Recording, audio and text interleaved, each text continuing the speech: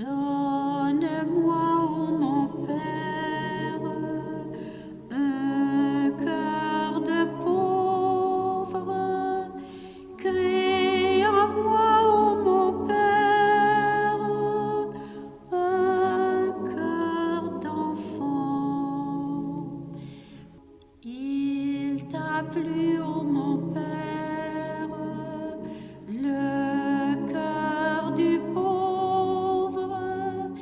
Il t'a plu, ô mon Père, le cœur d'enfant. Donne-moi, ô mon Père, un cœur de pauvre. N'est-ce pas notre prière au début, et ce sera notre prière aussi à la fin, avec François, Saint François d'Assise, ce saint que tout le monde aime et affectionne, Saint François d'Assise, le pauvre qui a rencontré Jésus. Il était du temps du Moyen Âge, il a fait les croisades, il était au temps où l'Église avait besoin de réformes. Et Dieu a choisi François. Il l'a choisi parmi les jeunes de son temps, un jeune qui aimait les danses, qui aimait les sorties, qui avait de l'argent. Il rêvait d'être chevalier. Il est parti à un moment donné pour une croisade. Il a rencontré un lépreux, il a rencontré des pauvres. Et Dieu l'a interpellé. Il a rebroussé chemin. Il a renoncé à cette carrière d'être un chevalier pour devenir le pauvre du Seigneur. Et là, le Seigneur lui a dit, « François, j'ai besoin de toi pour rebâtir mon Église. » Pourtant, l'Église, elle avait l'air bien structurée, elle avait l'air bien fonctionner. Il y avait des hommes instruits. Mais l'Église avait peut-être perdu à ce moment-là les bases de ce que Jésus était venu poser comme fondation, les bases de la pauvreté, de la joie, de la vie communautaire. Et le Seigneur a choisi le petit pauvre d'Assise. Alors, le Seigneur donne à François comme idéal de vie de vivre intégralement l'Évangile. Il lui donne comme livre de vie, en toute communauté des constitutions, il lui donne comme livre de vie de communauté l'Évangile. Et à un moment donné, François va quitter, il va quitter ce monde riche et il va s'en aller vivre au milieu des pauvres seuls. Mais très rapidement, d'autres hommes vont vouloir se joindre à lui. Et là, François, par souci de délicatesse de conscience, va vouloir être certain que ce qu'il est en train de faire est conforme à la volonté de Dieu et surtout conforme au désir de l'Église. Alors il va aller voir son évêque va l'envoyer voir finalement le pape.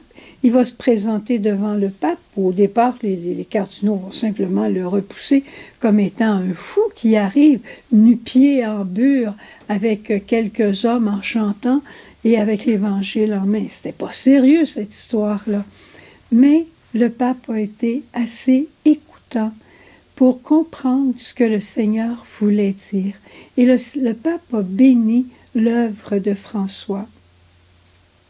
Et très rapidement, je passe des étapes, très rapidement, François sera obligé de partir rencontrer le sultan au niveau de la croisade pour essayer de faire la paix avec l'Église catholique. Et cette aventure qu'il va vivre ne finira pas bien. Il reviendra chez lui fatigué, malade.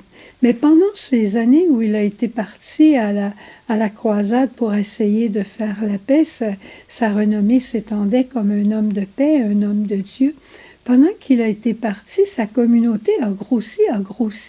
Et là, l'épreuve de vie de François est arrivé parce que on a voulu structurer la communauté, on a voulu étudier, il y avait des hommes instruits, et on commençait à dire à François, tu sais, cette vie de communion, cette vie fraternelle, elle ne peut pas se réaliser simplement avec l'Évangile, ça prend autre chose.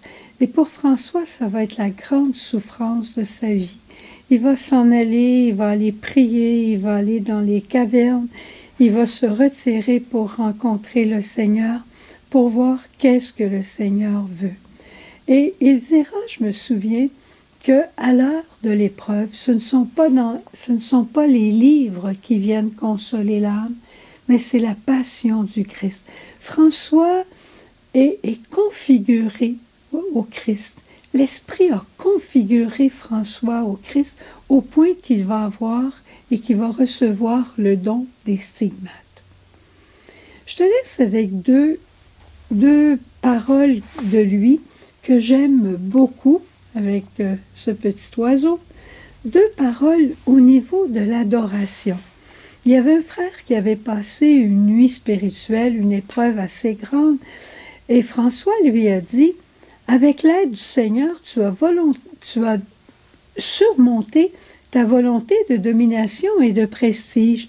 Mais ce n'est pas seulement une fois que ça va arriver, c'est 10, 20 et 100 fois qu'il te faudra surmonter ta volonté propre. Alors Ruffin dit à François, « Mais vous me faites peur, mon père, je ne me sens pas de taille pour soutenir une telle lutte. » Et écoutez bien la sagesse de François. « Tu n'y parviendras pas en luttant, mais en adorant. L'homme qui adore Dieu reconnaît qu'il n'y a de tout-puissant que lui seul. Il le reconnaît et il l'accepte profondément, cordialement par le cœur, et se réjouit de ce que Dieu soit Dieu. Dieu est, et cela lui suffit. Et cela le rend libre. Comprends-tu? Magnifique. Et au niveau de la charité, François était aussi plein de sagesse. Il dit, la chose la plus urgente est de désirer avoir l'esprit du Christ. Lui seul peut nous rendre bons, foncièrement bons, d'une bonté qui ne fait plus qu'un avec notre être le plus profond. Et là, il dit, as-tu déjà réfléchi à ce que veut dire évangéliser les hommes? Évangéliser un homme, vois-tu, c'est lui dire, toi aussi tu es aimé de Dieu. Mais pas seulement le lui dire, mais le penser réellement. Et pas seulement le penser, mais se comporter avec cet homme de telle manière qu'il sente et découvre qu'il y a en lui quelque chose de sauvé, quelque chose de plus grand et de plus noble que ce qu'il pensait, redonner à l'autre sa dignité au fond. Et qu'il s'éveille aussi à toi une nouvelle conscience. C'est cela, annoncer la bonne nouvelle. Tu ne peux le faire qu'en lui offrant ton amitié, une amitié réelle, désintéressée, sans condescendance, faite de confiance et d'estime profonde. Il nous faut aller vers les hommes. Il nous faut porter le Christ aux hommes. Alors aujourd'hui, je demande au Seigneur qui nous donne un cœur de pauvre pour l'aimer à la folie. François a posé des gestes qui, aux yeux des grands, étaient des gestes d'un fou. Il était fou du Christ, fou de Dieu. Soyons nous autres aussi des fous de Dieu et n'ayons pas peur d'annoncer Jésus. Donne-moi, ô mon Père, un cœur de pauvre. Et je demande pour toi et tu demandes pour moi ce cœur de pauvre. Ce sont les saints qui changent le monde. Devenons des vrais saints au cœur de pauvre. Saint François, prie pour nous. Amen. À demain.